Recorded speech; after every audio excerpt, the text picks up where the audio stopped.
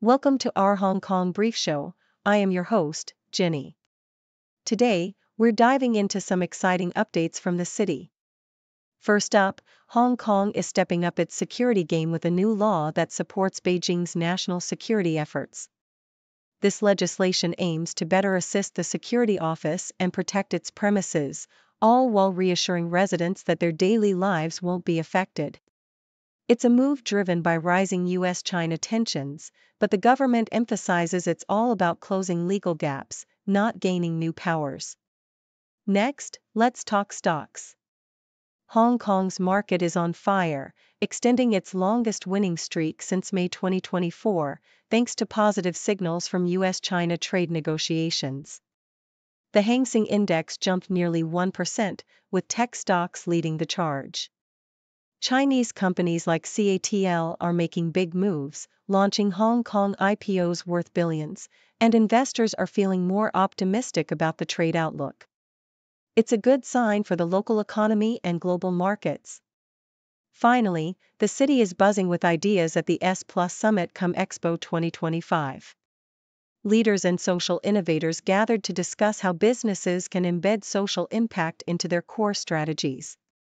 From AI ethics to mental health, the summit promotes a new way of thinking, moving beyond simple CSR to co-creating a better future. It's all about making social responsibility a driver for innovation and long-term success. Please continue to watch for more details. The South China Morning Post reports that Hong Kong is intensifying its efforts to reinforce its national security framework by introducing subsidiary legislation to complement its existing security law.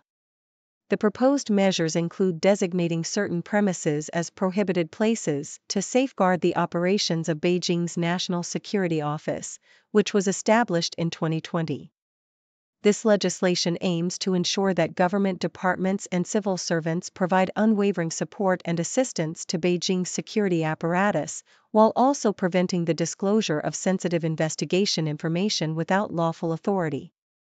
The move is seen as a strategic response to escalating US-China tensions, with strict penalties, fines up to 500,000 Hong Kong dollars and imprisonment of up to 7 years, aimed at deterring breaches.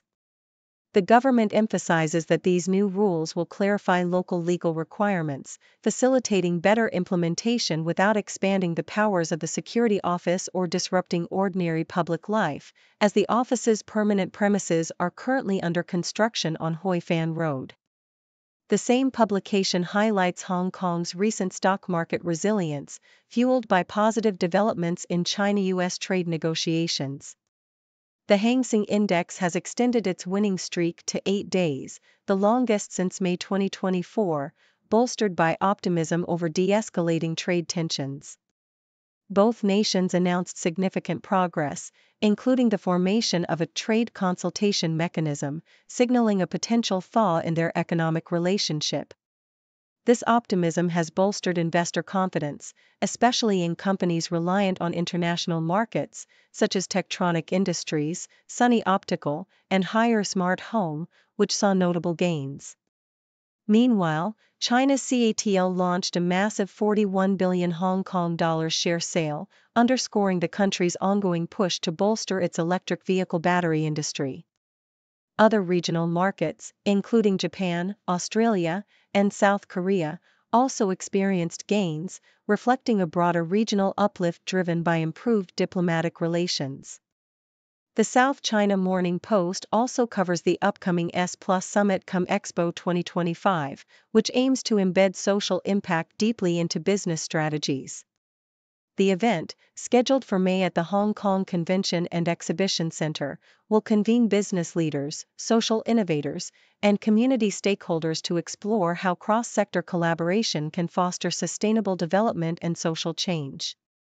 Emphasizing the shift from traditional corporate social responsibility, the summit promotes co-creation, integrating social purpose into core business operations to generate mutual benefits. Topics such as AI ethics, inclusive hiring, including marginalized groups like ethnic minorities, seniors, and people with disabilities, and support for caregivers will be central to the discussions. The summit aims to demonstrate that social impact is a vital driver of innovation and resilience, urging companies to view social responsibility as a strategic asset that enhances long-term value, fosters community engagement, and sustains competitive advantage in a rapidly evolving global landscape.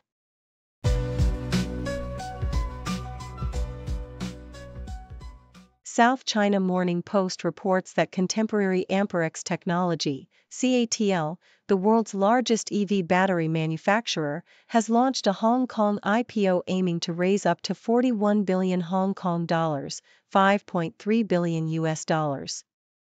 Despite global market uncertainty stemming from US-China trade tensions, CATL's deal attracted significant cornerstone investors like Sinopec, the Kuwait Investment Authority, and Hillhouse Investment, who committed approximately 2.6 billion US dollars. The offering was priced with a modest discount of 1.5% below Shenzhen's closing price, a stark contrast to previous Hong Kong deals such as Media's 20% discount, signaling strong investor confidence. The funds will primarily support the expansion of CATL's Hungary plant and bolster working capital, with the listing set to commence trading soon, promising to be one of Hong Kong's largest IPOs since Kuaishou's 2021 debut. South China Morning Post also highlights the recent optimism in the currency markets amid signs of progress in US-China trade negotiations.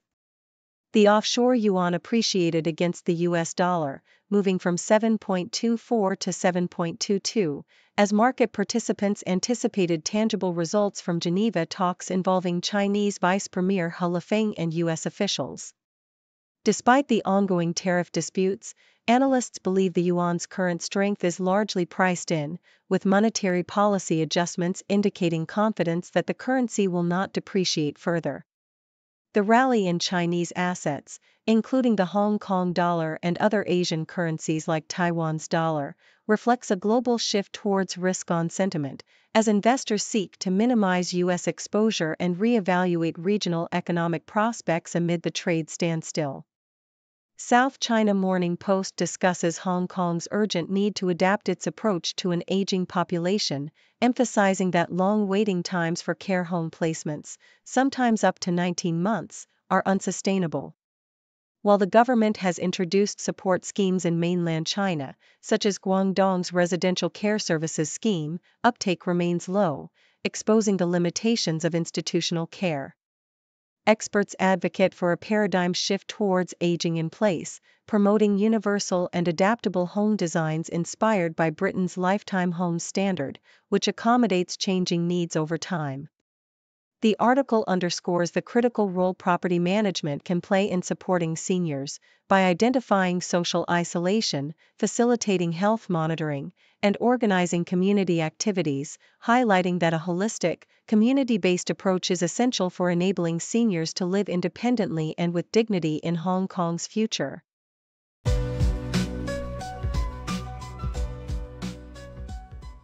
The South China Morning Post vividly details a distressing reality among Hong Kong's youth, revealing that nearly 30% of secondary students have contemplated self-harm or suicide during the current academic year. The survey, conducted by the Hong Kong Federation of Youth Groups, paints a stark picture of emotional turmoil, with over 63% of students feeling down, depressed, or hopeless just 2 weeks prior to the survey. Among these young individuals, a significant portion exhibits signs of depression, with some scoring high on the Patient Health Questionnaire 9, indicating mild to severe emotional distress. The report underscores the profound impact of academic pressure, family conflicts, and social issues, exacerbated by the COVID-19 pandemic's disruption of peer and school support systems. The alarming rise in youth suicides, nearly tripling over a decade, has prompted government initiatives like the 3-tier school-based emergency mechanism, aimed at early identification and intervention. Yet, educators and mental health advocates emphasize that current resources are insufficient, advocating for more group therapy sessions, peer support training, and the deployment of mental health professionals within schools to create a resilient, supportive environment for vulnerable students. The South China Morning Post also captures Hong Kong's evolving property landscape, where Southeast Asian investors and educational institutions are igniting a revival in the city's real estate market. Major players like DBS Group Holdings and Jollibee are making significant property acquisitions, contributing to a surge in investment activity that signals a potential end to the market slump. Data from Colliers reveal that in the first quarter alone, Southeast Asian investments in Hong Kong's property sector soared, with notable deals including the 1.35 billion Hong Kong dollars purchase by DBS of office floors in the center and the 980 million Hong Kong dollars acquisition of industrial buildings by the Jollibee Group. The government's supportive policies, lower interest rates, and initiatives like the Studying in Hong Kong scheme are attracting international students and educational operators, further bolstering demand.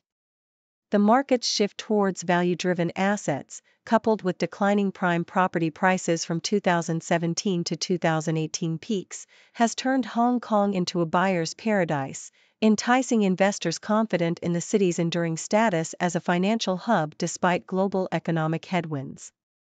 Lastly, the South China Morning Post offers a lively guide to Hong Kong's cultural and entertainment scene for the week of May 11th to 17th, showcasing a city alive with eclectic experiences. Food enthusiasts can indulge in rukus during cheese-centric omakase, blending French dairy with Japanese cuisine in a playful culinary fusion. Art lovers are invited to participate in the Think Wine Art and Wine Party, where they can paint Vincent van Gogh's Starry Night while sipping fine Burgundy, an event accessible to all skill levels. Meanwhile, urban explorers can encounter the whimsical Nobody is Somebody installation in Tai Kok Sui, a towering inflatable zebra-striped flower that sparks conversations about urban renewal amid the city's gritty streets. Nightlife aficionados can step back into the vibrant 1980s at Canton Disco's one-night revival at the Trilogy, celebrating Hong Kong's iconic nightclub history with DJ Andrew Bull and nostalgic performances. This diverse lineup of events highlights Hong Kong's dynamic blend of culinary innovation, artistic expression, and lively entertainment, inviting residents and visitors alike to immerse themselves in the city's vibrant cultural tapestry.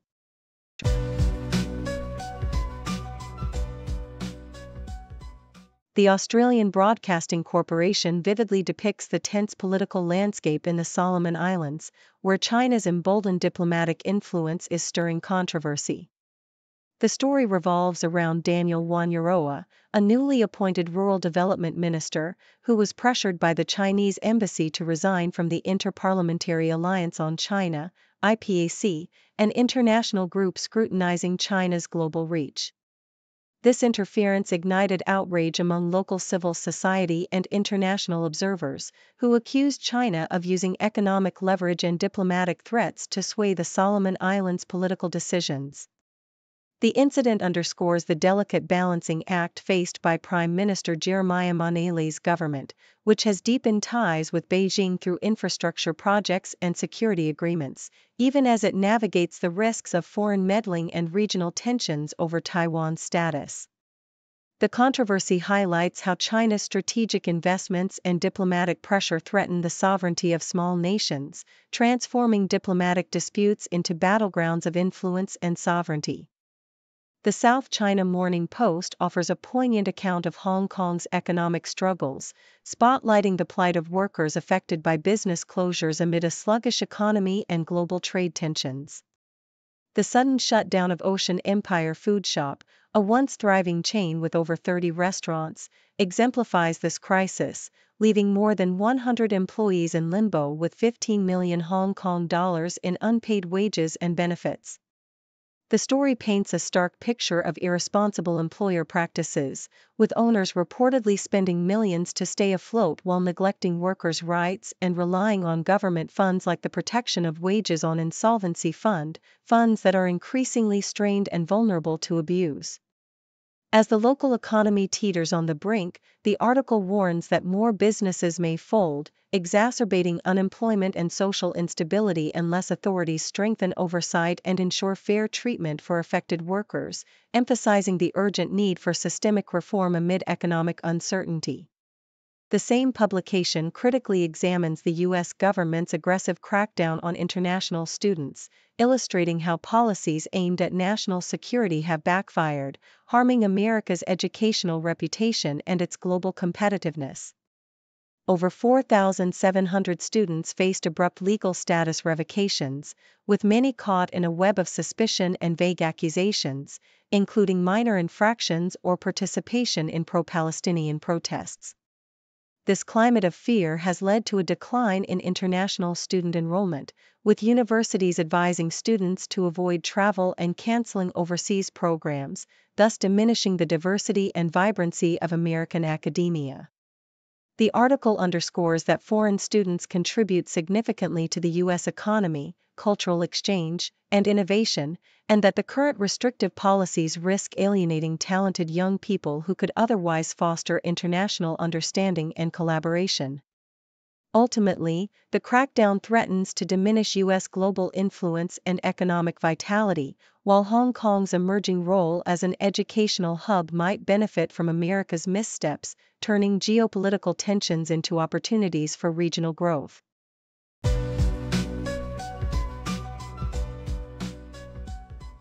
According to the South China Morning Post, Chinese companies like NEXX Global and Tojoy are actively expanding into the Middle East to counterbalance the intensifying U.S.-China trade tensions. NEXX, a Hong Kong-based logistics startup backed by CK Asset Holdings and utilizing cutting-edge AI technology called NEXXBot, is forging partnerships with regional giants such as Milaha and Kerry Logistics to establish a foothold across the Gulf Cooperation Council countries. This strategic move aims to tap into the burgeoning non-oil sectors like manufacturing, logistics, and tourism, leveraging Hong Kong's robust supply chain and technological ecosystem to facilitate Middle Eastern companies' expansion into China and beyond. Meanwhile, Tojoy is exploring opportunities in the region with its digital marketplace platform, Boss Cloud, recognizing the Middle East's entrepreneurial spirit and its potential as a gateway for Chinese firms to access European markets. Hong Kong's role as a bridge for foreign investment into China and as a launchpad for Chinese companies seeking global markets is emphasized, with officials noting the region's strong desire for collaboration with Chinese businesses and the region's entrepreneurial attitude that fosters new growth avenues. The South China Morning Post also highlights Melbourne's Chinatown, a vibrant cultural hub rooted in the city's gold rush history from the 1850s. Originally called New Gold Mountain by Chinese prospectors seeking fortune, Melbourne's Chinatown has evolved into a lively district filled with trendy bars, boutiques, and traditional Chinese eateries. Landmarks like the restored Five Arches and heritage buildings such as Some Kum Lee tell stories of Chinese immigrant resilience and entrepreneurial spirit. The Chinese Museum and Tianjin Garden serve as cultural touchstones, celebrating heritage and fostering community ties. Culinary delights range from historic restaurants like Flower Drum to modern dim sum venues such as Secret Kitchen, all celebrating Chinese cuisine, and festivals like the Lunar New Year and Mid-Autumn Festival. As Melbourne continues to develop its Chinese communities beyond Chinatown, areas like Box Hill are receiving significant investment to create new cultural and commercial hubs, reflecting the ongoing importance of Chinese heritage in shaping the city's multicultural identity. Thank you for tuning in. The content above showcases the latest briefing reports and analytical synopses, thoughtfully curated by the 6Do team. These insights stem from a wide array of reputable media outlets, think tanks, government sources, and specialized experts worldwide. We encourage you to explore these sources for a comprehensive perspective. Keep in mind that while the content may not always align with the official standpoint of 6Do Brief, it's not meant to be taken as absolute directives for decision-making. Comprising seasoned media professionals, learned scholars, and accomplished scientists, the 6Do team embodies a trailblazing, fully independent media entity. To customize 6Do Brief to meet your professional needs, you have the option to subscribe to a diverse array of briefings on our website, 6dobrief.com. Regardless of your location, you can conveniently receive 6Do Brief via email.